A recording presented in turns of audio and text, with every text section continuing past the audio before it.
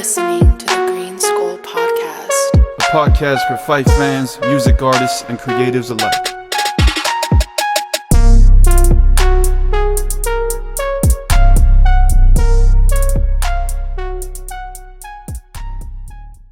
Ivan Ortega, what's up, man? What's up? Well, thank you for having me here. Again, this is, as we were talking before, we started this recording.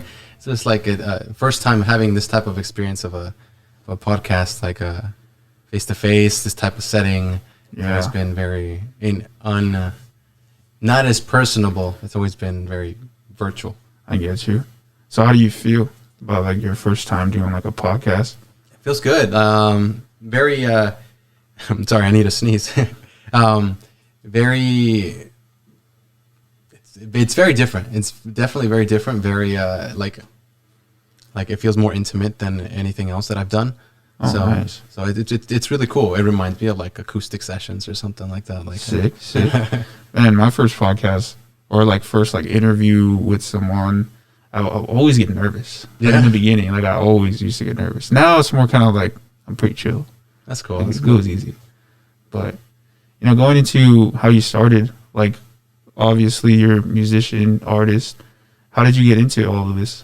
Well, growing up, I was into music. Like just I grew up here in the Coachella Valley, and then went to Palm View. From Palm View, I actually started in the band there and played the trumpet. I played the trumpet, and then from there, slowly, gradually started going into high school. I learned how to play the guitar. I learned how to play a trombone, which is like a tuba stylish. Is that the one like you have to stand inside of?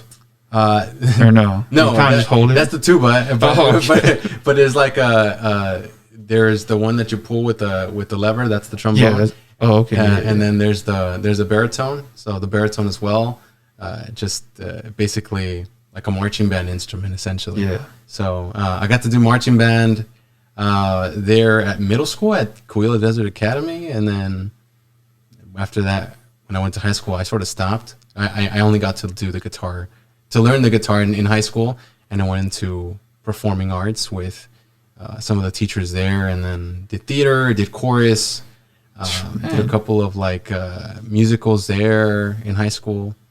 After that, I moved on to COD, and then I did a couple of shows there as well in theater only. We didn't have too much musicals there, and I didn't really audition for any of them. I did more theater, dramatic, comedic, or improvisational style stuff. So that was really fun. So kind of like acting. Yeah, basically, yeah. Well, yeah, it is actually just on in front of a live audience. So like that sort of got me accustomed to like performing in front of people, and Yeah.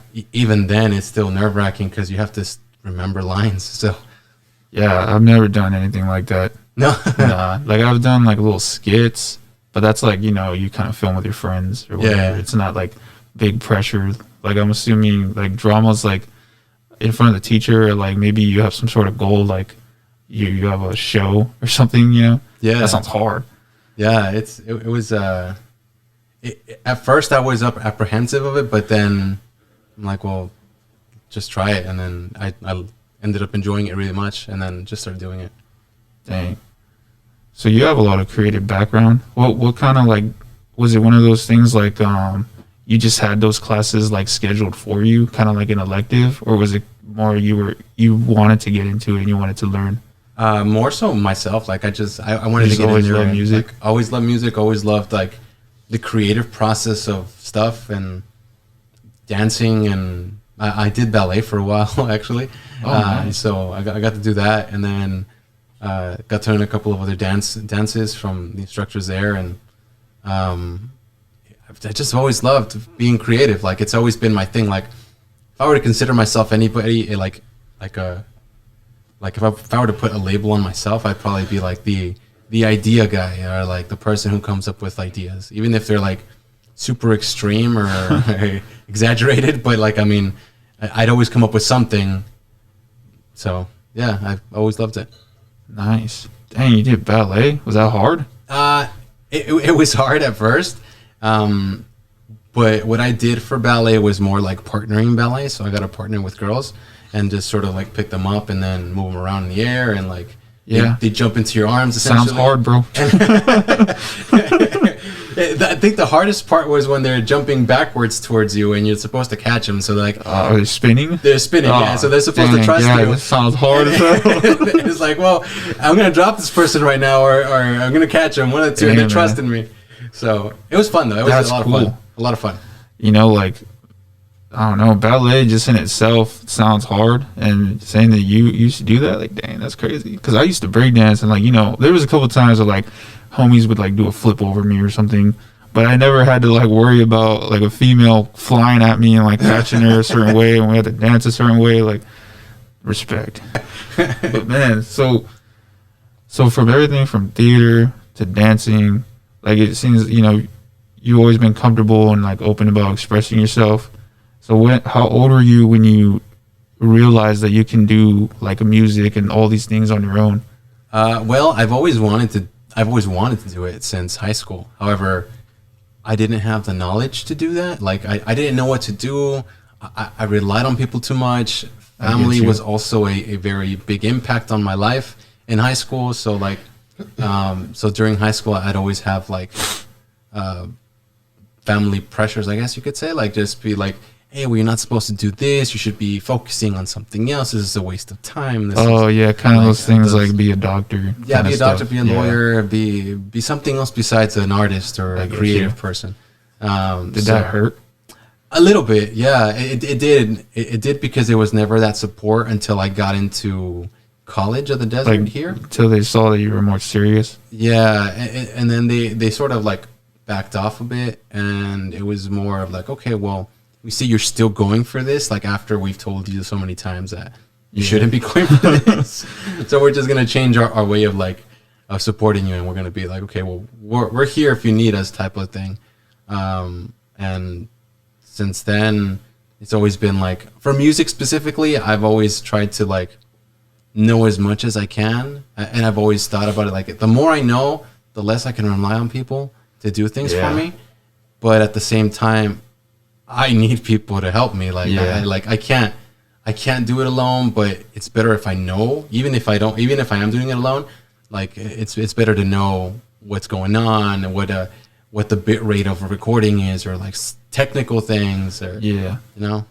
So I like that, like, right off the bat when we met, you're already talking about stuff that you did on your own, which is pretty cool, because like I've met like a lot of artists that are just like, they rely so much on other people. So I could tell that you've grown as an artist. You know what I mean? Like, I could tell you're already a fully developed artist because of just how you carry yourself, and like the professionalism and how you're talking and everything that you've expressed, that you've done.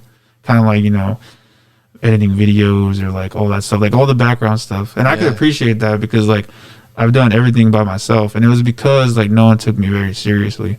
You know what I'm saying? I'm sure you were there at one point where like you start making music. Of course it's crappy or whatever.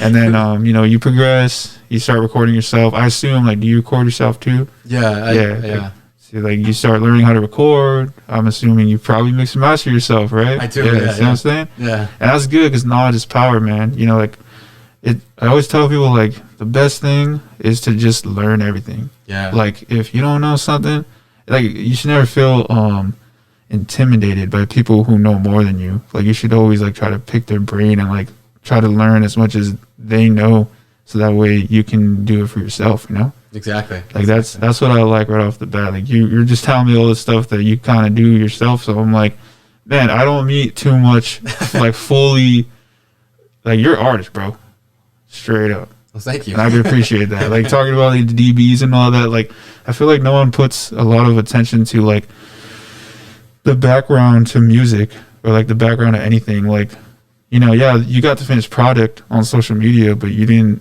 don't know what it took to really put all this together, like all the time, all the effort. And like, you know, we talked about off the podcast that being alone is hard, and like, you know, not a team. Like, you don't have reliable people or like a reliable circle and like-minded artists around you so that we can all help each other. Like, it is pretty hard when you're all alone. So, I mean, in itself, you did your thing and you're still doing it, you know what I'm saying? So I could appreciate that. Yeah, that's pretty sick. Well, thank you. Likewise, definitely much respect. It's haven't met anybody who's gone through the same struggle. It's basically like you said, we're talking off air, and we were just like sort of just sharing stories, and I was like, oh Yeah. damn, like we're basically very similar in a lot of the things that we've gone through as far as an artist. So it's really cool to see that. Definitely. Well, how old were you when you decided, okay, I'm gonna like invest and like start learning? I think it didn't really hit me until like I was out in LA because I was out in LA, and then I started doing shows, live shows and live setups stuff there, and then I'm like, dang, okay, well, I'm going out here and doing these things, and like, how do I get to the next level? Like, how do I evolve as an artist, or get more followers, get more fans, get people that actually to listen to my music? Because I'm limited to the area that I'm performing in, or to the people that are there on the stage with me at that specific moment in time. And I can reach people from Coachella, I can reach people from India while I'm in LA, and the people that know me down here will check it out at least check it out once, even if they don't like the style of music that I'm making. Like they'll check it out and they'll show some love. But like, I mean, that started to hit me. I'm like, okay, well, what do I do? And so I started looking into it, and then slowly, after a lot of failing, and I think as an artist, you need to prepare for that. Like it's inevitable. Like it's something that you should already be aware. Like, hey, this is a tough path. This is something that you're gonna go through, and Definitely. just not take it as a failure. Like don't. I'm not a big person in like labeling it as like, oh, I failed, I suck, I'm useless. I'm like, I'm gonna throw it in the towel. I'm more like, okay, I failed, but I learned this. Now let me. What's a way to better? And then sort of like break it down. Like, I'm not a very negative person. I'm very optimistic and very positive. But I mean, like, there are times where you're like, damn, I could do better with this, or like I could do something more. You know? Yeah, I get what you mean. Like a lot of fails.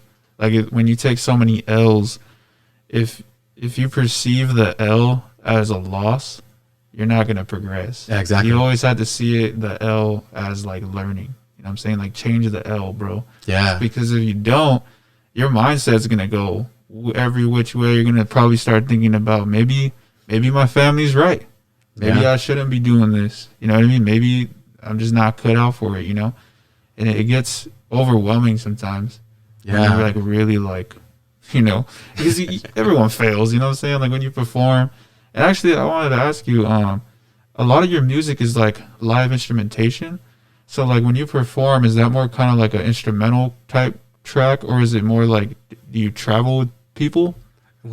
It's always been very difficult to find people that are willing to Like play it live? to play that specific song, or It'll like slap to live. learn it. And they're like, hey, can you learn this from me? Like, I'm only going to perform once this one place, and spend the time to rehearse and do all these processes.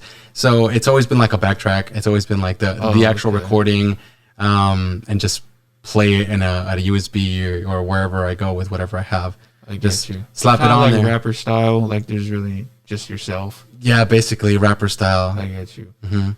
Dang, how did you record that? Did you like meet people, like, or was it kind of like instrumental already? Like, how did you get that? Well, a lot of the things I use are the beats and the synths and everything that's already, like, you have the sound. So like if I don't have an instrument, I'll find a synth that has that instrument and sort of play it in the background. And then sometimes I'll look for also specifically with those heavy like instrument, like if there's a saxophone, trumpet, or like some crazy flamenco guitar in there that maybe I'm not good at, I might look for like a sample that is that's royalty free, or that I can purchase from somebody, and then that way I have all the rights to it, and then that way I can use it without having to worry about like, oh, Yeah, like this is my copyrights beat, and like that why'd you stuff. steal it, like so, Yeah. like, and then just build off of that one thing. Like if it's a saxophone beat going like a specific melody, then I just use that one thing, and then everything else is built upon that one instrument. Oh, okay. So like most of these songs, you never had like someone like actually like play or like record live? the first couple of songs I ever made were all me just playing guitar the entire time. Okay, they're all just you. Yeah, Oh, so like okay. if you scroll down to like the very first songs, That's crazy. You can hear the difference of like the start of when I started to the songs I have now. A lot of transitions along the way, but I like to leave it that way because people can see my progression in music. So Nice. Dang, man. I didn't know that. I forgot, obviously. You were just talking about it earlier, and we were talking about off that you played instruments. yeah, But I don't know. I just assumed that you probably had like a band or something, or maybe there was like a band on standby that just plays for anybody. I don't know. Because like a lot of your music is like live. Yeah. Like it's you listen to it on the audio like it's live. Yeah. You know what I mean? It's like a full performance. Like it's not electronic like trap or like hip hop, you know, like everything is like not fake, but you know what I mean? It's Right. not live. Yeah. It's not like actually like play. I get what you mean. That's what I thought. I was like, damn, dude, like it's all very nice. And I Thank you. noticed like a couple of your music videos. I can't even really name the exact song because, like I said, like Spanish for me is kind of hard. It's fine. But there's one, I think it's like a dance. It's more upbeat. Was it like filmed in Mexico or something? Like it seemed like fiesta vibes. Okay. Like fully like dancing. Everyone had like kind of like makeup on. Was it? Oh, okay. It Okay. was one of your music videos. Was I dressed like a circus person, like with the Yeah, top yeah. hat type of thing? Yeah. Then that one's filmed in L.A. Actually. Really? Yeah. Okay. It was in the L.A. Zoo, the old L.A. What? Zoo.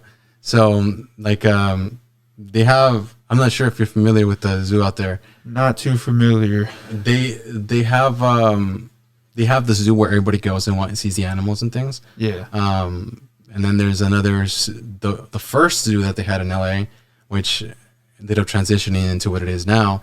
That they took all the animals out of the cages and transferred them over to the other place, and that place is a hiking trail now, so it's all empty. It's like right by Griffith Park up there. They're pretty close there, and so everything's all graffitied up in there, and like there's a bunch of different like texturized like spots there, and it's really dope. Like I didn't know about it. The person, some of my friends that are videographers and like people that I know that like film and theater and things like that sort of showed me that place. I'm like, hey, we should go up there. I'm like, oh well, yeah, let's check it out. I checked it out, and I'm like, oh, this is dope. I like these bars. Looks like you're in jail almost. It's pretty good. It was pretty cool.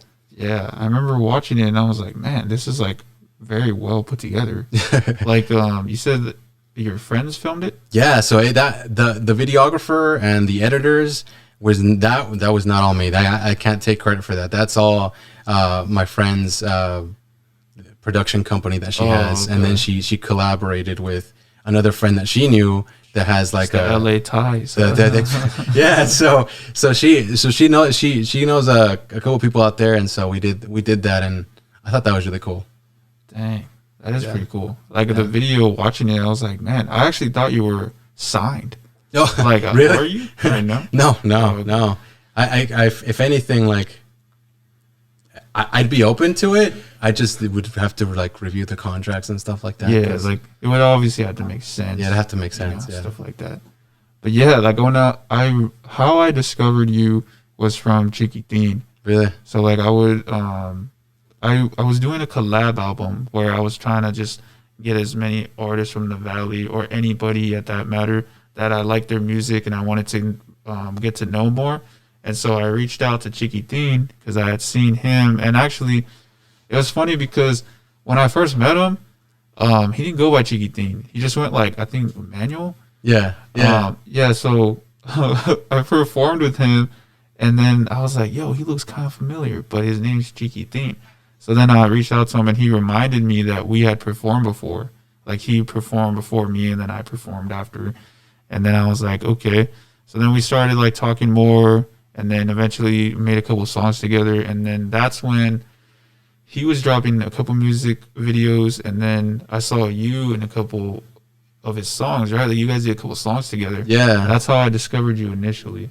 Okay, that's cool. Yeah, and he was actually talking about you a lot. Like, you know, check out Ivan, you know, like check out his music. And that's when I checked it out. I was Yeah, like, dang. he's the first person that I've actually worked with like that. like we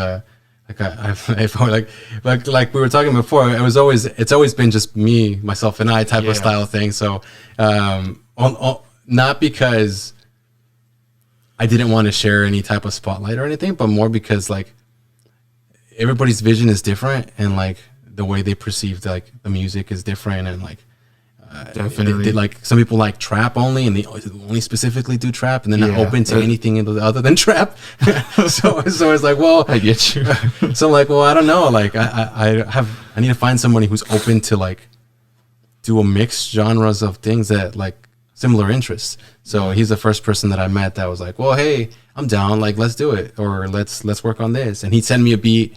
Be like, oh, this would be dope if you do this, or like if you say this word here or there, and then I send it back to him, and he change it, and then he come back, and then like he showed it to me. I'm like, oh, that's awesome. Or like I'd help him wherever, and things that he didn't know, and he'd help me things that I didn't know. Like he would share like, oh, did you know that you can like just do like 5 bars and then just repeat them, and then like that's a whole like verse, or like stuff like that, and be like, oh, I didn't know that. And so I was learning alongside with him, so which was awesome because it helped me grow as an artist and just build more on what I was already doing, and build it better, not just more. I get you. Dang. So you never have collabed with anybody else from out here besides Shaky Theme? No, nobody. Where you would hit somebody up and then they'd be like, oh, I'm down, but then they like flake on you. And so, flaking, bro. Y'all flaking, bro. All right, go on. Yeah, so people would flake, like, be like, hey, do you want to collab? Like, I would hit up some some really good singers that were girls that were into like singing, and they had a really great voice.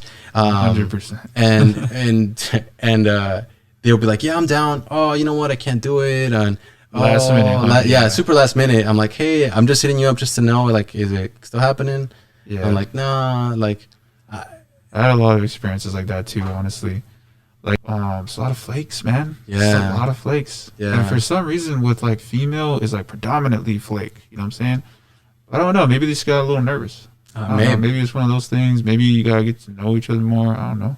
It's kind of like like, don't get me wrong. There's a bunch of dudes who say, yeah, I'm down, and ain't nobody showing up, man. Yeah.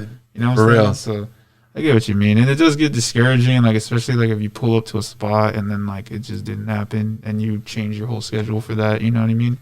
Or like maybe you put time into like a song and then like the song never came out. You know, I had a lot of those. Like, we recorded like years ago, and then like we haven't talked in a long time, and then they're like, yo, I'm going to drop that song, and then I'm like, bro, I don't even care if you drop it at this point. Like, that was like 2015. Like, you know what I'm saying? Like, I've had a lot of that. But that's funny. I'm assuming, have you ever like worked with people in LA? Like, how's the artistry out there? Like, my experience is that everyone's pretty fast paced. Like, their turnaround is quick. Like, very quickly. You know what? I haven't really. I've gotten to meet people that are artists out there, and I've gotten to see off of their like Instagrams, off of their performances, like sort of how they work and everything. But it's always been the same thing over there too. Like, I would hit somebody up, and it's like, well, hey, let's do this, let's collab. I'm gonna DM you through IG or whatever. And my experience has always been like with dudes where. Just like I was telling you about right now, like girls that sing really, really well, like they can hit like their soprano voice is like super high and amazing like, voices, ranges, amazing voices. Because realistically, a lot of guys aren't gonna like hit soprano style voices unless they're really good singers, and there's not a lot of guys that are really like pop singer style. At least that I've met. I'm sure there are a ton out there, but that I've met, and so. The guys that I've met is like, well, it's like a big ego trip, you know, like it's like I hit them up and be like, hey, let's work together, and then they're like, yeah, and then they're like, but hey, I want to do this, I want to do that, I want to do this, and then blah blah, like I'm the one that reached out to you, but you're trying to modify my process type of style, and like like if you want to do your song, let's do a song on your end, and I'm down to do whatever you like. They're not as open-minded as I would have preferred. I think it's just adaptability on my end. Like, I'm cool with whatever you want to do. Like, I'm really flexible. Just like, don't try to like control my stuff. Like, you know, like, don't, like, if it's a project that I'm making, like, don't try to like force your ideas on it too much where like it changes the whole concept of what I wanted to do. Yeah. But I get what you mean. Like a lot of people turn what initially was for you into their idea, or like try to change what you already got going on. yeah, I get what you mean. Yeah. And actually, yeah, like I guess it's all the same everywhere, honestly. I feel like maybe there's the people who are really about it, and then there's the people like that they're just really not, you know. yeah. Like, cause I've met people out here that are really chill, that are really cool, like in regards to like working with them. But I've met other people that are like very like, oh, I'm the best. Oh, there's nobody like me. Like like I can rap better than anybody, or like I can sing better than anybody. And it's like, whoa, chill. You're not even like, if you're famous, then yeah, tell me that. Like yeah, that's all good. Like, though you don't have to work with me or whatever. But like some people, I don't know, just because they're popular in the valley maybe, or like in certain area. Oh, like, trust me, bro. Like I know what you mean. Like I've hit up people and they're like, "Oh, that's cool. You know, like honestly, bro, I don't want to do a song with you because you only got like 800 followers." yeah. And I'm just like, what the fuck? Like that's really what it comes down to? Like, bro, I honestly, like, I don't even want to be that guy, but I'm gonna just be totally honest. Like my experience in the Valley, bro, there's not much people that are really, really like. There's a lot of music that is great. Yeah. Great singers, great rappers, but a lot of it is a facade, man. I know a lot of background on a lot of artists, and I'm just like, it's kind of sad because I'm like, who are you at the end of the day when you're this person during the day, but then when you perform, you change into like this whole different person. Yeah. You know what I'm saying? Like it's sad, honestly. It's honestly sad because like when you reach out to people and you talk to them, and then like it's hard to tell who's genuine. You know what I'm saying? Yeah. It's one of those things where they know how to like change their energy. Like you feel good around them, and then all of a sudden you feel you're not that same person. Yeah. And then it turns into like a whole ego thing later. It's Yeah. like they only fuck with you when they can get something out of you. Once they got it, they're out. Yeah, they You know just what I'm saying? That's been my experience out here for sure. Like Yeah. a lot of artists, man, a lot of them. That's But crazy. I feel like that's just the rap game in general. I feel like what we talked about before, like I just feel like it's kind of oversaturated. But of course, there's always like a niche for everybody. There's enough room for everybody. But as far as like people actually like being about it, I don't know, man. I really don't know. like, you have to love it. Like, you have to, Yeah. like, if anything, like I listen to the K-pop and like a bunch of different random things that a lot of people are like, why are you listening to that? Like, I listen to Brazilian music. I listen to Japanese music, Japanese rock. I like a plethora of like genres of music from different parts of the world because they inspire me, not because I'm only gonna listen to trap because that's what I'm about. Like, or I don't have to put trap on there. Like, it can be like, I'm not gonna listen to reggaeton, or I'm not gonna listen to like, I get you. you know. Well, honestly, like I could tell your musical palette is like, it's bigger than most. You know what I'm saying? Like, it's funny. I kind of like, I don't know if this really bases how people think. Like, if you look at someone's Instagram, like if you look at my Instagram, I got tons of like different cultures because I'm like what you said. Like, I listen to music to where people are saying that too. They're just like, bro, why you gotta listen to some like, I don't know, Japanese hip hop guy? You don't even know what he's saying. Yeah, and I'm like, so? Like, you know what I mean? Like, Yeah. what you mean? Like, right now, bro, in China, the b-boy scene is fire, and so it is in Japan too.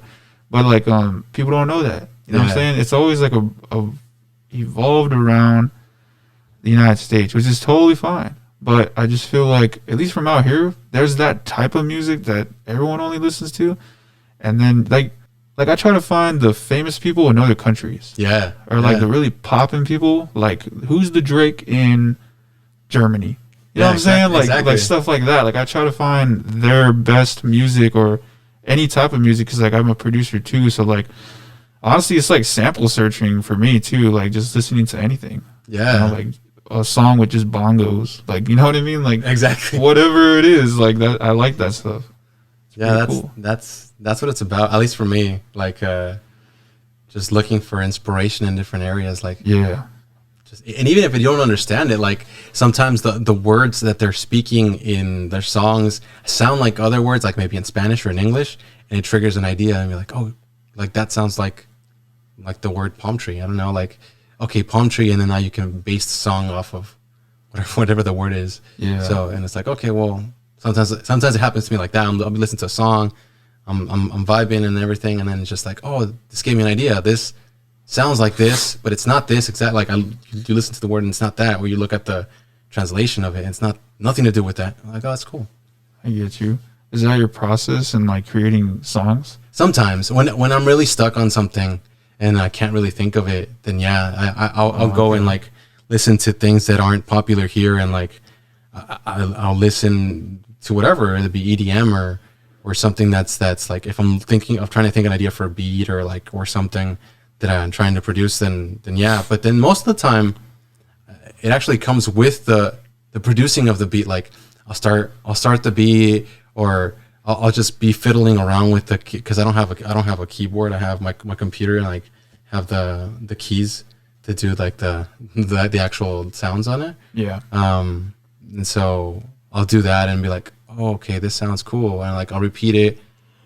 And then I'll think of a phrase, and then I'm like, oh, well, this sounds like this phrase, or this sounds like or whatever, and then I can just make this noise. Oh, okay, and then that's how it starts, and then it just builds into this thing. And by the end of the thing, I'm like, how did I make? Like, I'm like, I don't even know how I made this. I just like started with an idea, and it just built off of there. And it just happens. It's crazy how it all comes together. Yeah. Like my little, like, I guess the starter for the studio is kind of like I'll play the beat or the beat that I made, however it goes, and I'll just kind of mumble on it to get like a flow or get like how I want to say certain words. You know, it's kind of weird. A lot of people look at you weird when you're there, just like, whoa, like saying whatever, but it sounds fire. But you know, obviously you just gotta like put your words into the mumbles, unless you like rapping like that. I don't know, but yeah, that's pretty much like the process for me. Like I always like I said, I was rap battling before, so like freestyling was really how I got all the songs started. You know what I mean? Just kind of going. Yeah. And then like whatever came of it, you know, like you record it, you listen to it, and then you write down what you wrote because you don't remember what you just said because it was off the top. So then you write it down, perfect it, and get back in the booth and spit it like it's the first take, you know what I'm saying? Yeah. It's all good.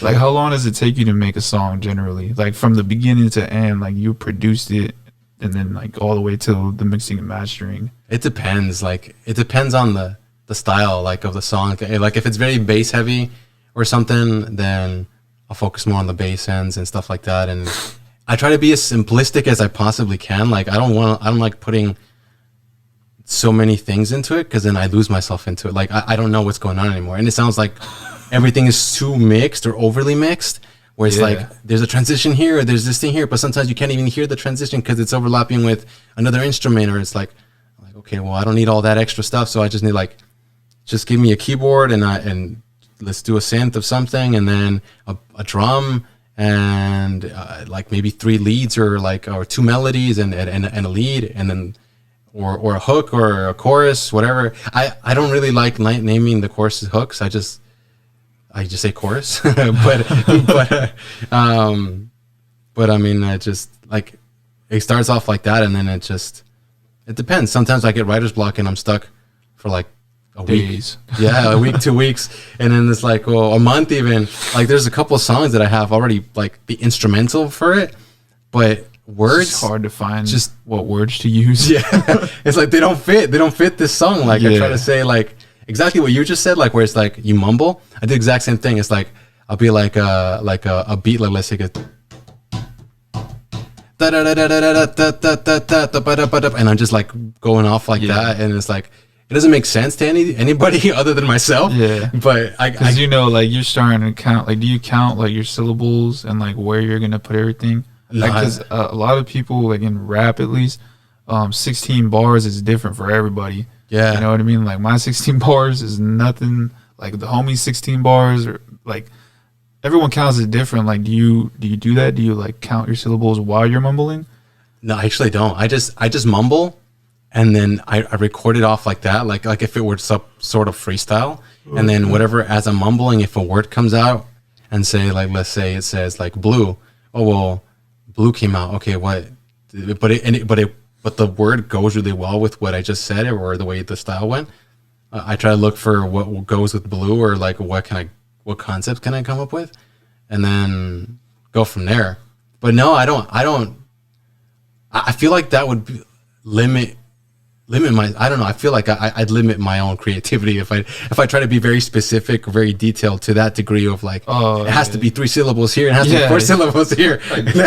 You know, like like oh no, well it could just be whatever you're feeling.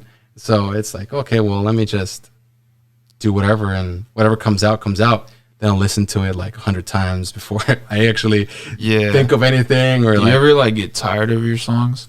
Because you've heard it just so many times. Like, all right, mix. Sometimes, I do. Like, if it's a song that I really just like I'm not vibing with at the moment, or like that I made, and like at first I'm like, yeah, this sounds dope, and then I listen to it again, I'm like, oh, this sounds like crap. Like this doesn't sound. You're talking about like, I don't even know what it's called, so y'all might clown me, but I call it producer's ear. So like basically, I did like a TikTok where it's like, like the day you make the beat, right? It's like 1 a.m, it's slapping. Like you think it's slapping. Like you think you mixed it so clean, and then the next morning, you know, you got your chocolate milk or whatever, and you push play, and that shit is ass. Like it's just it sounds like what you made, but like the mix is just horrible. Like you were thinking like, yo, this slapped last night, but it's because like you just heard it so much that you can't really tell like you can't really see what was wrong with it until like you had a fresh ear, you know, you haven't listened to it for a while, and then you got back to it, and you're like, okay, I know what to fix, you know. Exactly. Stuff like that. That's exactly it. Like you listen to it it could be one, like I said, like normally I feel like a lot of us that produce music are like up until like 1, 2, 3, 4, like Definitely. super late at night, like trying to get everything done, and it's just like you said, you might sound like the dopest thing in the world at the moment, and then the next day it's like, oh, this is like hurting my ears, like it's just not good, it's too high on the high end, or like for real. Something. Do you ever like when you mix? Do you mix like with the music low? I or do. Do you mix high? No. I first I did mix high. Like when I first started mixing stuff by myself, I didn't know what I was doing. I was just doing whatever. Yeah. And then I'm just like, oh, this sounds good. All right. And then I would render it for the next step, or render the stems and then try to like do it that way. And then I would notice in my songs that it would clip a lot, and it would be like super, super high in volume every time I would export and render to the next step or mix down. And then I'm like, okay, well, this doesn't make sense. I started looking up YouTube videos and be like, how do I do this better? Like I have to do this better. And then I have like 50 plugins on one thing, and I'm like, and it started crashing on me because the computer can't take that many plugins. Rest in peace with all those plugins, bro. I'm like, if you make music, like you produce music, you know what we're talking about. Yeah, exactly. And you get the like, you know, computer or what is it, the app is not responding. Yeah. And you're like, damn, bro, like I just had that mix. You know? Exactly.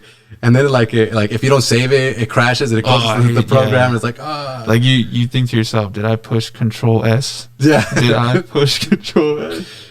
For real. God. It's funny. So what do you use to make your beats or like your music? Right now I'm using Studio One. Okay, yeah. Which is at first I was intimidated by it. I was like, oh yeah, it looks hardcore. Going from like a software program that I can get like at Walmart or something that wasn't really known, which was Acid. And I mentioned to you before, Acid Studios, which is a Sony produced DAW or software program. Yeah. To Studio One, which is a more professionalized program like Ableton, and it's a huge jump for sure. Yeah, I was like, I don't know, I'm scared, and I just slowly I'm like, okay, you know what, I'm gonna have to do this because the other software program I had was crashing a lot, and it was like it wasn't doing my mixes, it would crash in between, and it would be frustrating as heck. Oh, I know. Because it's like hours wasted. Exactly. It's like, oh, I have to do this again. I can't I can't do it right again because I'm frustrated right now, and it's just like I'm gonna go and learn this one because this is better. And right now I'm using Studio One. Oh, okay. So you do everything in Studio One, like your beats, your recording the audio, all that stuff. Yeah, now everything's on there. Yeah, from beat making, synths, everything. My plugins are on there, and I don't use that many plugins anymore. Like if anything, I use like 3 or 4. Oh, now. okay. So like for each thing, unless I'm adding an effect, then I'll use something else. Have you ever outsourced for mixing and mastering, or was it always you? No, you know what? Everything? It's always been me, but then recently I started doing an outsourced master, and like I do my master, and then I outsource another master, like to try to master it, because that way, because I don't consider myself a professional in it. Like I'm not that good. Me either. Yeah. So and it's I know it's I a can. work in progress, bro. Like it's hard. Yeah. That itself is like a whole, like I don't know, simplest terms, like a class. Like that itself, that's hard. Yeah. Like being a audio engineer, that's something else. Yeah, it's insane. It's like you have to really know the levels and what to bring down, what to bring up, where to soften like stuff, and it's just it's a lot. And so sometimes my mixes are very on the high end, like the high levels. If for those people that are producers that know, like it's very crisp, but I don't like the crispness, because sometimes I play it in my car or something, and I hear like too much, like or like very boxy, or just because of the way I mixed it, or I have to go back and try to remix it again to make it sound better. But recently I've been using one from SoundCloud. That SoundCloud has a mastering service now. And so I know some people who use like eMaster or like other other like outsourced like EI style. Is it kind of like those where you kind of just like drop a WAV file, like the finished product? Yeah, like you don't drop all stems, huh? You just kind of drop the finished product. Just the finished product, yeah. Okay. So all the work is like on the producer side. So like I do all the work, and then that extra step is just to like polish it up, I guess you could say. Yeah. So and it sounds great. Like I think there's still room for improvement, but like I mean, it sounds better than what I had before. So yeah, and it's definitely like the more affordable option. Yeah, I get what you mean. Like I used to do that too, for sure. Yeah, because hiring somebody to do it is, like you said, it's expensive. Yeah, definitely expensive. That's how people don't understand the backgrounds. Yeah, that shit it's expensive, man. Yeah, like just being an artist in general is expensive. It's time consuming.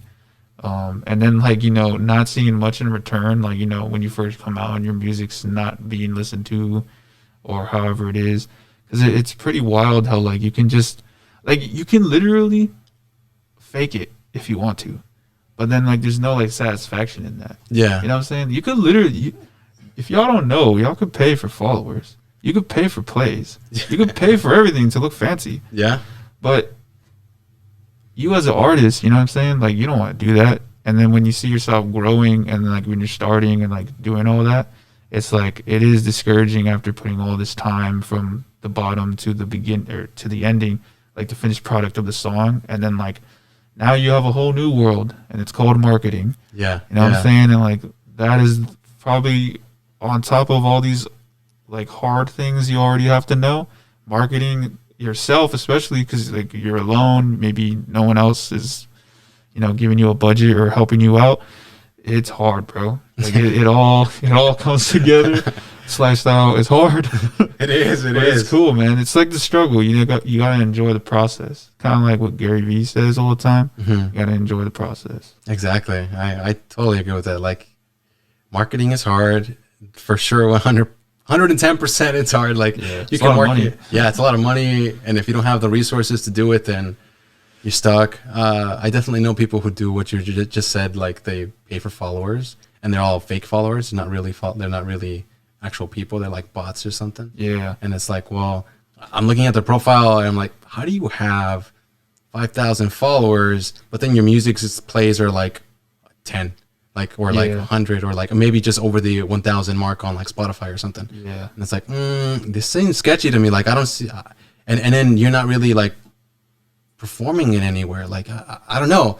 Like I try to connect the things, and I'm like, it doesn't make sense. Maybe they're paying for followers. I don't know. Yeah, it does get kind of sus. Like that's another thing too. Like with music, like I feel like it was kind of inevitable, and I've had to train or like teach myself to like get out of that kind of like comparisons. Yeah, because like social media, you're always trying to look better than everyone else. You know, that's the music game in general, but it's more kind of like just trying to get your fan base. You know what I'm saying?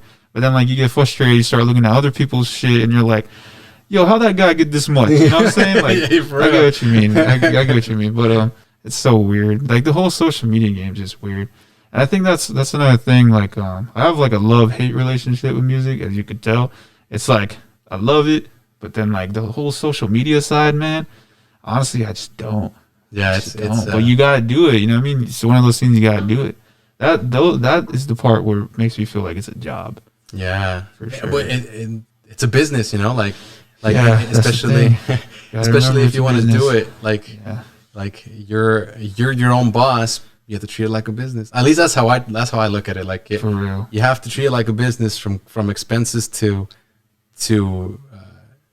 revenues and things coming in, going out, and like it's not just about it shouldn't be that way. Like that's why you have labels, right? They manage you, but if you want to do it on your own, you have to at least know manage yourself. Yeah, at least know what you're doing. Yeah, right? and then that's a whole other conversation too. Being your own like manager, you gotta manage everything yourself, man. It's crazy.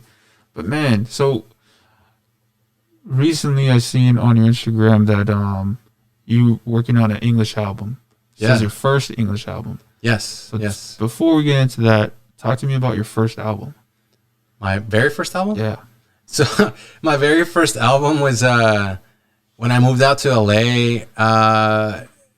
It was me and my guitar. I had like this Avid, I guess.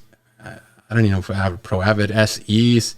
I'm not sure if people are familiar with it, but it's like this like the USB connecting microphone that you plug into your computer, and it had the Avid Pro Tools like with it, like the light version of it. It wasn't like a professional version. It was like very like minuscule, and so I would use that to like do my music, and so I would use that constantly. But then I'd also have the problem that would always crash too. So I would like record like half the song, it'd crash. I'd stop because I get frustrated, come back the next day and finish it, and then do that. So it was all in steps, but it was just me and my guitar.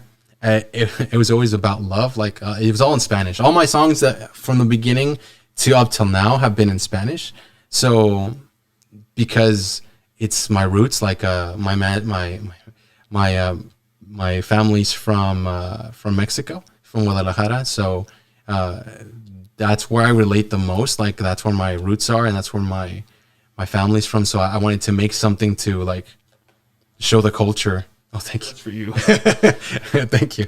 Yeah, to show the culture that like that I came up with, and like just so because I'm sure there's people that can relate to things that have happened in life, and I see it as a give and take. So my first album was always very about emotional stuff, like, oh, this girl broke my heart, and oh, this girl is like she's a bandida, you would say, like, and maybe in Spanish, or like a gold digger, or like a like a heartbreaker, I guess you could say. Did you really get your heart broken? There was times, but a lot of the inspiration were from like past experiences. Like I don't tend to use like a lot of up to date like. There's very little songs that I have that are like I'm happy. This is going through my life right now. This very instant, and I have to write about it, and I'm releasing it. Very little of that. I get you. There's more of like, oh, I lived this in the past. How did I feel about that? And since I've had that time to reflect on it, I can better compose what I felt and understand myself, like what I went through. Yeah. So and that there was like, there's an album dedicated to love. It's called Por Amor, and like for love, and it's like I did all these things for love, and at the end, and like it ended up biting me in the ass, type of thing. Like, oh, nice. Like, so it's like a concept album. Yeah. Most of the albums that I make are concept or theme based on something. Oh, okay. Like the first couple albums were like we're about love. We're about like relationships. We're about losing a significant other, as far as like relationship based, not death, but they were based on that. And as soon as I couldn't think of anything else, like as soon as I said everything I needed to say about that topic, I started to think of other things that have happened in life. Like this album that's coming up is more themed upon mental health awareness. So it's a lot of like, I understand now, like depression, anxiety, things like that, because it's such an important topic. Nobody talks about it. And although I'm not going through that currently right now, I have gone through it in the past, or like when I've gone to LA, when I've been by myself, and it's like, oh, you have nobody. Like you're brand new to some place and you don't know anybody, and you're like, shit, like I get you. I'm alone. So yeah. Real. So that was my first album. It was just me and my guitar, and no synths, no keyboards, no nothing. Just acoustic the whole Just way? acoustic the whole way. That's awesome. Acoustic the whole way, and then I'd use my guitar to tap on it. Oh yeah, like make a little beat. Yeah, make a little beat, or riff it off. I did have an amp, and so I would connect the amp, and I'd do like a little bit of distortion, not too much, or a reverb. But yeah, it's just me and my guitar essentially. Nice. Yeah. Would this be your second album, the one that's going to be in English? As far as like your albums, like your first album was in Spanish. Is there like what number is the one in English? This would be, I think, like album 5 or 6. Because I did not know this. I apologize. Yeah, no, it's okay. It's all good. I don't expect people to know. Like, I mean, it's like. But man, like I've listened to your music, but I didn't think you had like 5 albums, man, or 4. Yeah, I have quite a few already. Yeah, that's awesome. How long is your albums usually? Normally they're 10 songs. Like the last ones I've done 10 songs. With this one that I want to do for English, I at least want to do 12 or a little more. I don't want to go overboard, because then I don't want to get people like tired of my voice. I don't know if that's even possible. Like, if people like the music, then that's all good. I'm cool with that. But like some albums are super long. Like I don't want it to be 2-hour long type of like thing. Oh yeah. I get what you mean, like the whole like I don't. That's where I debate with like albums, with myself at least, not with anybody else. With myself, it's like, do people listen to full length albums? You know what I'm saying? Like, do they let's sit down and listen to the whole thing? I mean, unless like you're famous, I guess.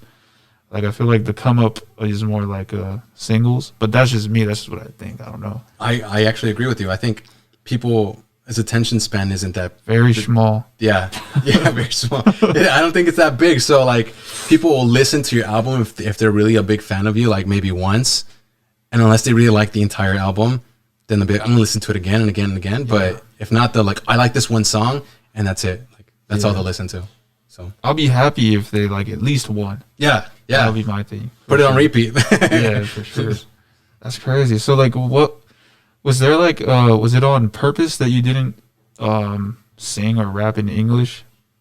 Yeah, actually, it was. When I first started recording my music, it was very difficult for me to hear my voice in English. In English, yeah. Really? Oh, yeah. Like you didn't like it? I didn't like it. Oh, okay. I did not like it. Like I didn't like the way it sounded when I sang. I didn't like. I was very self-conscious of it, so it was very. And even now, like, I listen to myself, I'm like, but I mean, I've at least I've learned to accept. I've learned to accept my voice. You know, like it's and I think that's something that for somebody who's very self-aware or self-conscious of themselves, or they need to get over. Like it sounds very harsh to say that, but like I mean, you need to accept yourself, like to your fullest, like from your flaws to what you're good at and what you're not good at, and accept it and work on it if you're trying to get through it. You know, like so yeah. The reason I didn't do it was because I just didn't like my voice in English. I thought it sounded like crap. so like every time I sang in English, I'm like, this isn't. I think I sound better in Spanish, and so I started doing it in Spanish. But that's where it took off to Spanish, and I started doing a lot of stuff, and then focusing on trying to get songs that people can dance to and people that can groove to, because dancing brings out something different than people when they're just listening, instead of just like nodding their heads and be like, oh, this beat is sick. Yeah. So instead of doing that, people are moving and grooving, sharing it with somebody else, like, hey, let's dance. So it's a whole experience. So That's what I got from a lot of your music, that it's more upbeat and it's like definitely perfect for like a party or like a club or like, you know, like you said, for people to dance. yeah, Because it's like you said earlier, it's more of an experience, you know. Because like I've noticed that like when I would go and perform, you know, I always like assume like this, you know how you practice before you get on stage. Yeah. I always assume like, all right, I know what's gonna happen. Everyone's gonna be like hip hop shit, you know what I'm saying? Shut it down, hip hop shit, you know what I'm saying? Yeah. But then you get there and everyone's just kind of standing around. Everyone's just like they're feeling you. They're like this, but like they're just you know, just bobbing their head. At least with like your music, you know, people could get up and actually dance. yeah, You know what I'm saying? I think that's my how I said that I'm getting more into like singing and stuff. I'm getting into more like where people could actually dance and like interact with the songs more than just bobbing your head on some like real hip hop shit. Because I had to like kind of separate myself from just bars yeah, to like, you know, actual like hooks and like melodies and like get more into like a musical sense and not just straight up rapper, yeah. you know? So yeah. Yeah, it's tough. Like there's a niche for everything for sure. Yeah. Like it's like if you're a rapper, you're a rapper, and you're only recognized in the rap game like people that vibe to that music or only vibe to that music. Yeah. But like you have to find those people, and it's not. And those people are hard Too to win many. over. Yeah. Yeah, they're hard. That crowd is hard to win over, man. They'll be like there's just so many lines, you know, and then they're like, yo, I heard that before, you know what I'm saying? It's like, it's clever, but you know, it's a hard crowd to win over. So a lot of your music from listening to it, it's like, you know, you can dance to it. Like I could hear it like, I don't know, like quinceañeras and stuff. You Yeah. actually like dance. Yeah, well, that's good. I'm You know what I'm glad. Like I can imagine like weddings, like stuff like that, you know, just have fun. yeah, It's a vibe. yeah. Well, I'm glad that you feel that way because that's what I was hoping people would get out of it. So Yeah. Yeah. Like I was listening to some of your songs on the way here. Like I said, I'm not too like good with Spanish, but I Yeah. was listening and I was like, all right, you know, you can do your little dance moves, you know what I'm saying? yeah. So yeah, it's a big transition from Spanish to English to now it's a very, it's not as danceable like the music that I'm making right now at this point in my life, but it goes deep to my roots of like what I listened to growing up. Okay. Like very rockish or stylish of rock, or like influences of rock, I guess you can say. It's not, Yeah. it's like stylish, like influence of rock, influence of hip hop, but at the same time there's some singing, and it's not just all like rapped and like you said, like 16, but like just nothing but bars. Yeah. The entire song. No, so yeah, it's I feel like it's more personal. Like even though I've talked about like personal issues before, but I feel more connected to it only because it is in English, and that's like what I primarily speak, although I'm very fluent in Spanish. Was that your first language? Spanish? Spanish was my first language, but and I connect very deeply to Spanish and to the Latin culture, but English I feel like flows better because I know more words. Okay. I feel more affluent, more like I can have more vocabulary in English than I do in Spanish, where sometimes I struggle. I'm like, how do you say that word? Oh, I have the tip of my tongue. And then you try to think of like a word to say in Spanish, but you can't think of it. So Yeah. I was actually gonna ask you from what you said earlier, was that like the album in English is like about anxiety and like depression, but you're not currently going through it right now. So I'm assuming it's based off of like your past, or like I don't know, like past traumas or things that you had to deal with before. Like what made you want to jump into that musically in English though? Like what made you like not know Spanish this time? well, I think a lot of it has to do with the audience that I'm sort of trying to get the message to. I could say it in Spanish, but it wouldn't have the same effect because of the limit of my vocabulary in it. Like, yeah. So it's like I said, I'm very fluent in Spanish. I know a lot of words in Spanish, but not as much as I know in English. So in English, I can definitely tell you a story in English and it would make sense. In Spanish, I can tell you a story and it makes sense at the beginning, and then I sort of lose myself in the middle, and then like it's very different.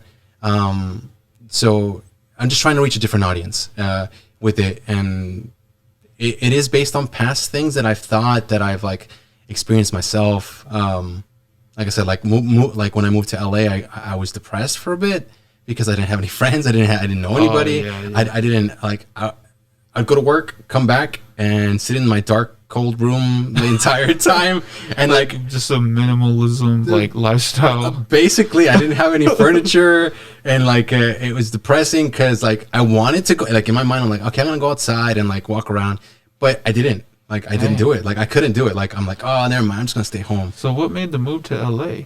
Was it the pursuit of a music career, or was it just you just kind of wanted some big city living? Originally, it was for acting. So I went out there. I went out there to audition and like to do stuff like that. So in moving out there and then working out there in hotels and things like that, meeting people.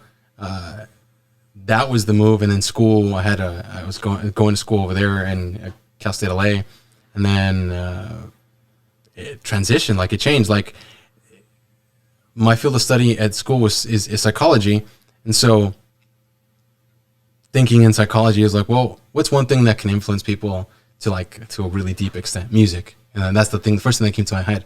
Like music is the one thing that people can relate to, can listen to once, twice, over and over again, and it still cry, or they still feel some sort of type of way after listening to a song that really connects with them.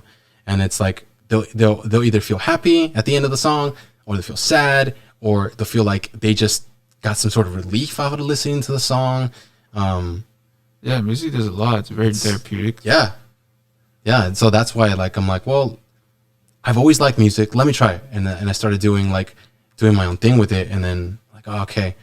After I got the nerves out of the way, because music and speaking and singing has always been I've always been very self-conscious about it and very self-aware about it. And like, I don't like the way I sound, or I don't like the way I'm singing it. And I don't think I'm that good. Like always there's that little self-doubt of yourself.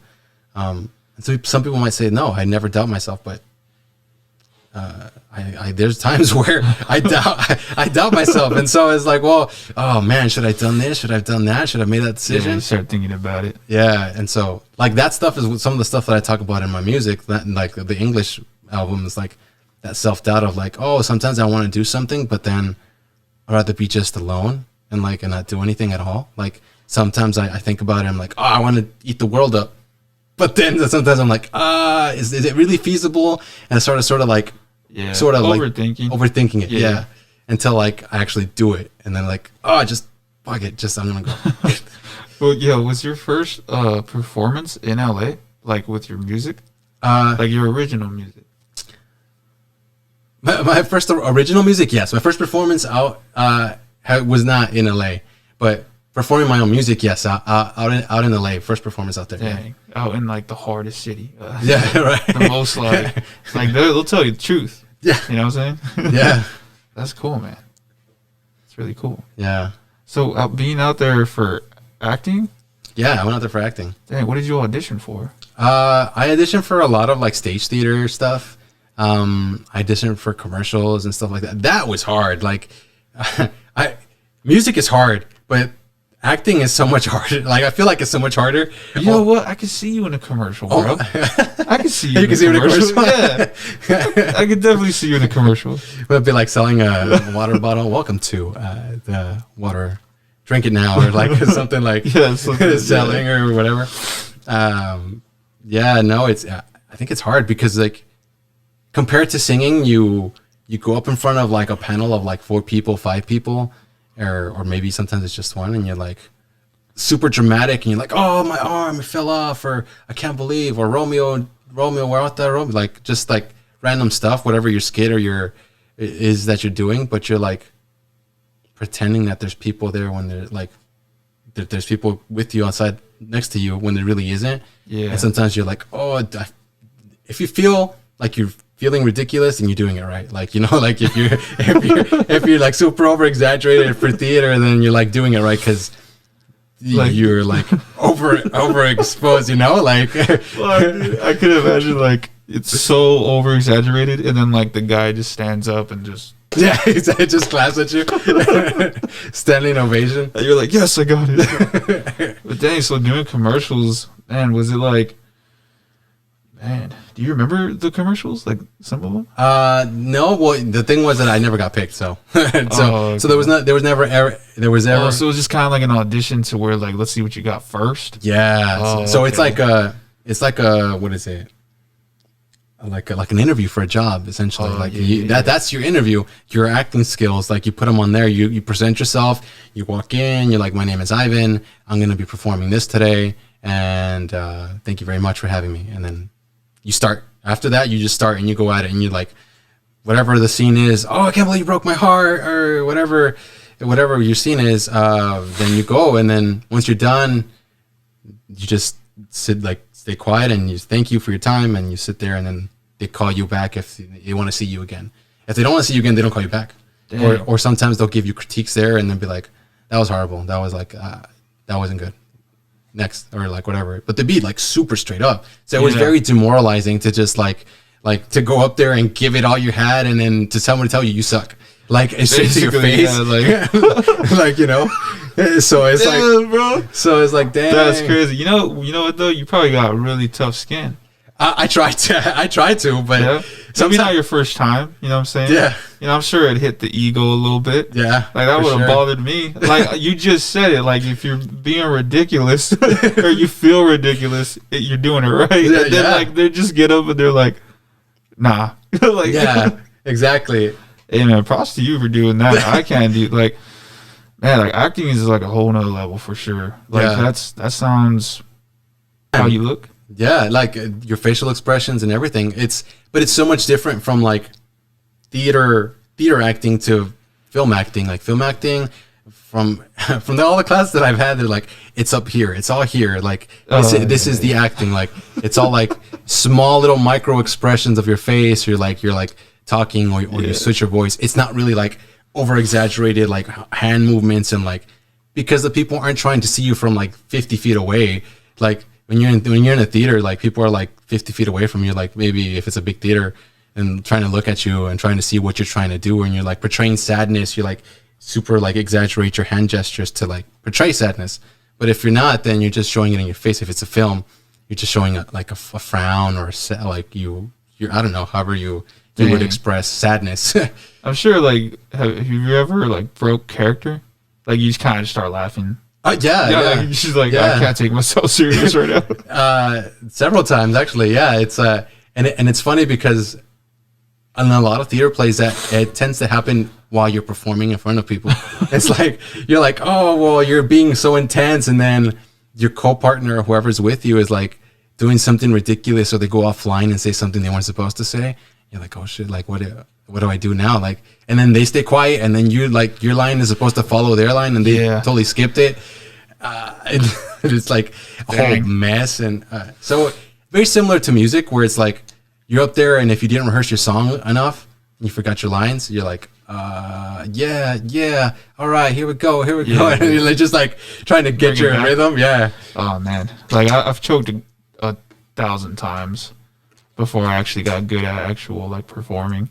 But man, like when you choke for the first time, like I came into making music too serious. Okay. Way too serious. Yeah, so like I was on some like mom spaghetti type shit. Like if I choked, my world ended. Oh damn. Like I was nothing. Like that's how I felt. That's inside. intense. Yeah, like I was way too serious. Like now I'm more, I'm a way better performer than I was at the beginning, obviously.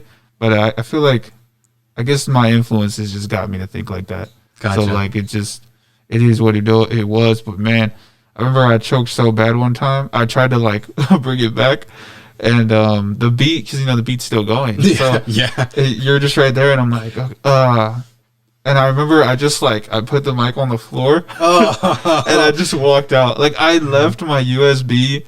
I think I left like an old MP3. Like I legit went home. Like I just left. Because like how you said, I can only imagine like your first audition, and then like you're right there, and then they just say that was horrible. Like with a straight face too. Like, like they genuinely think it was trash. Like that sucks. Like that's so that's so horrible. But that's pretty cool how like you tried. Yeah. I'm saying, did you ever get gigs? For acting or for music? For acting, yeah. For acting, I did get a couple. They were very small. The majority of the ones that I got were out here in Coachella, like here, the theaters here and stuff like that. But out there, it was there's a lot of competition out there and a lot of people that are really good. And so it's like, I'd go out there. I got one in Riverside once, and for like a small film for Halloween. And then there was like a couple other ones. They're like short plays or short films for like. Dang, how do you even students. get into that? Like, how do you even reach out to stuff like that? There's like forums like there's one that's called Backstage West, like for the West Coast of it, like, and there's Backstage East for like the East Coast. And so you look on there and it's like job postings, like, hey, we're looking for 20 extras or 20 extras being like the people that are just in the background. Dang, I'd be a savage extra. So like you'll post for it, like audition. Okay, like I'm gonna audition. They'll tell you the location. You go, and there's times where I've gone and it's like you're in the middle of nowhere. There's like this one little room or something, and like what? It looks sketchy. It looks super sketchy. Yeah, like where am I? Like this looks like I'm in the like slums or something. I don't know. Like, but sure enough, there's an audition there, and that's like, well, oh damn, all right. And so, but yeah, it was difficult. Like that really got to me when I was doing that, and that's why it's like, well, I don't know. I'll try something different, like another passion of mine. That's pretty cool though. Yeah, I've never tried acting. Like I've done like short films with like friends, but I was literally just the background. Yeah, I was not the guy. Like I was not the guy that was talking. Like I was the guy just kind of like there. So that's cool. That's why I think that'd be a pretty good extra. There you go. I'm down. Especially if it's like a zombie movie. Oh hell yeah! Sign me up, man. Yeah. But man, so what about now? Like, what about nowadays? Like, you pursuing acting out here? No, since actually, you moved back from LA. I have become very strict that I'm not going to pursue acting. Oh, okay. Only because I want to focus on music, like music full time, like 100%, like everything, pour everything into music. Like I was telling you off air as well. That like a lot of it is like, I feel like it's me personally, like my personal opinion. Like I feel like it's marketing for yourself, so a lot of money has to go into that, and so like trying to find different ways to raise money or to like find ways to promote yourself outside of regular performances. Especially if the performances only come once a year. For like this big festival, it only happens once a year, and that's the only time you get to shine or whatever, or go. And it's like, well, all right, you have to look and see what you could do. So yeah, 100% for music, 100%. Like I feel like I still do acting in music when I do music videos. Yeah, like music videos. Yeah, so it's like I don't lose the acting part. I think it's still there. I get you.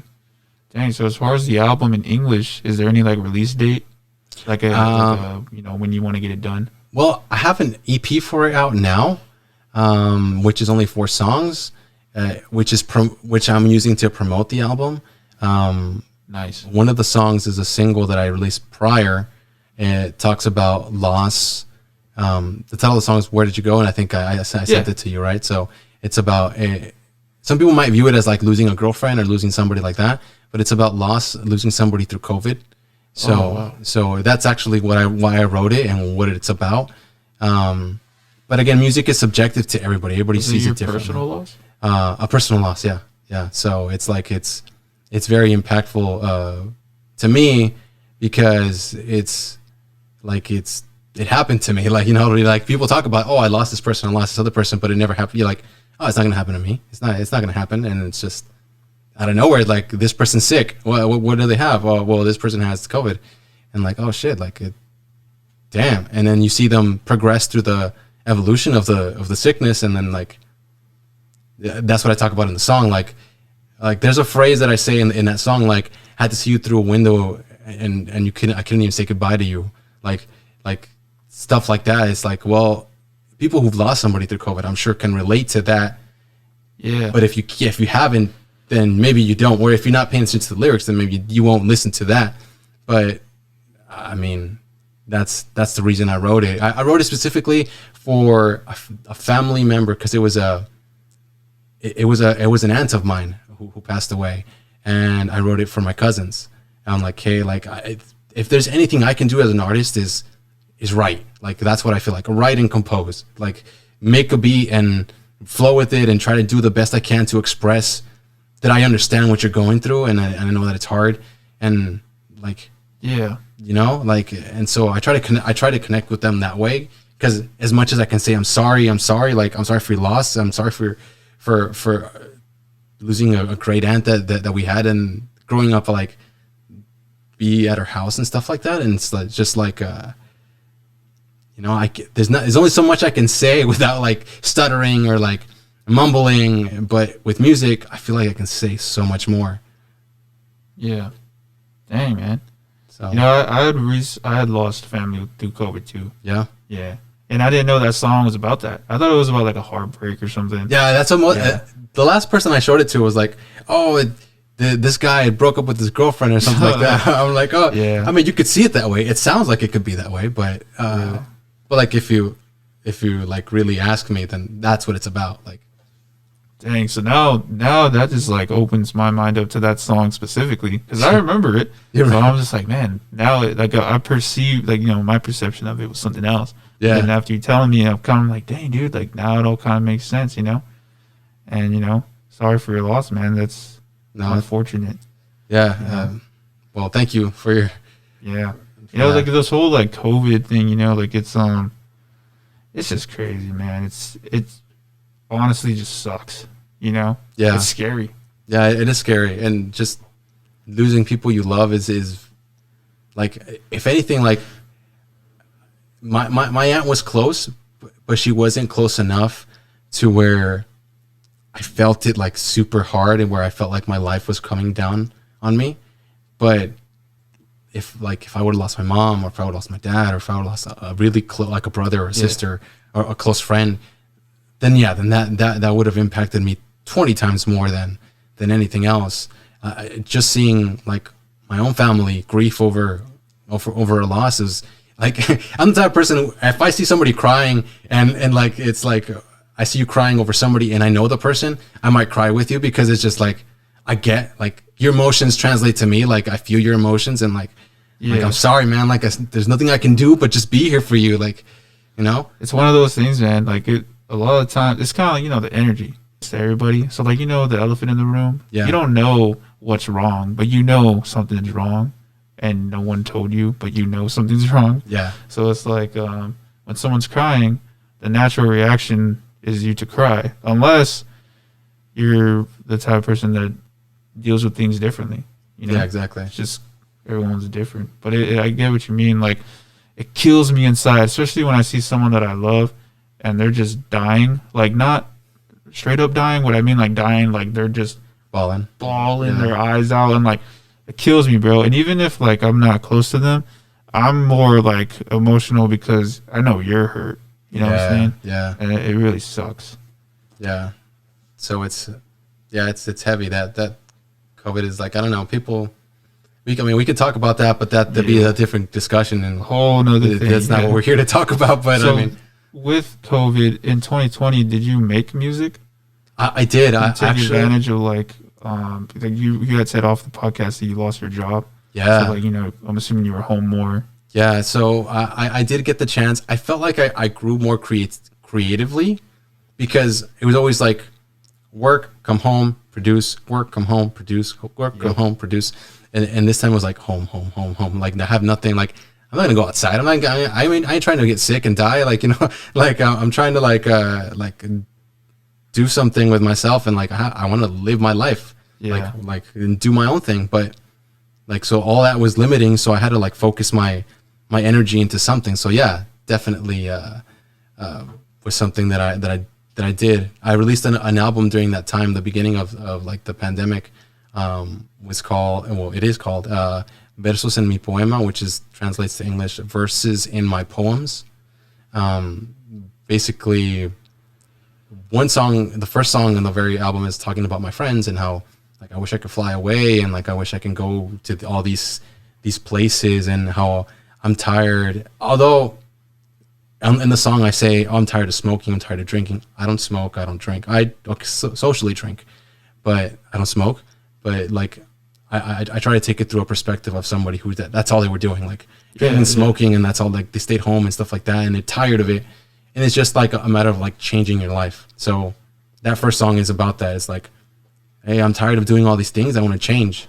Like I'm trying to change myself to somebody better. So Yeah.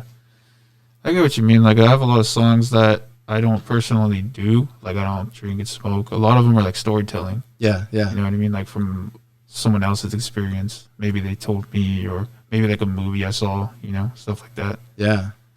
But what's next with the album?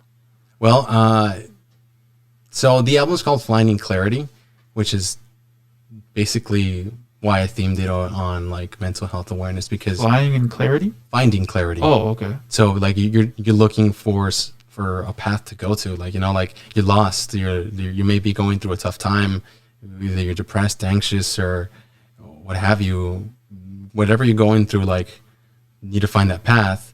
So I titled it that because all the songs talk about that. But for the album, I really want to focus on promoting it. Like it's my first English album that I've ever released. I've released singles here and there. Like I released another single recently called Irresistible, which is a very funky disco style song, and nothing to do with like what I'm doing for the album, but that's just something that I got inspired and I did it and I released it.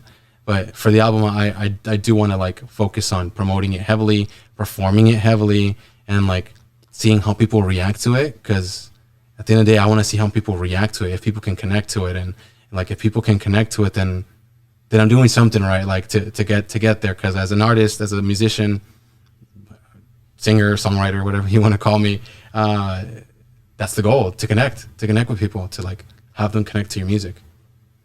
Awesome. Yeah, like I would love, like I know we haven't talked about it, but I know we're doing a song together. That's gonna be on the album, and so. Oh, nice! I didn't know it was gonna be on the album. Yeah. So it's gonna be on the album. That's the goal, to put it on there as well. That's the like performing all these songs and doing things with them.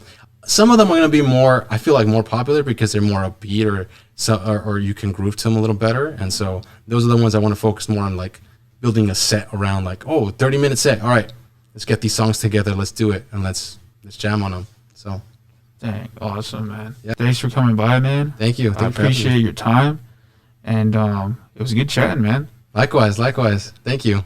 You're listening to the GreenSkull podcast. A podcast for Fife fans, music artists, and creatives alike.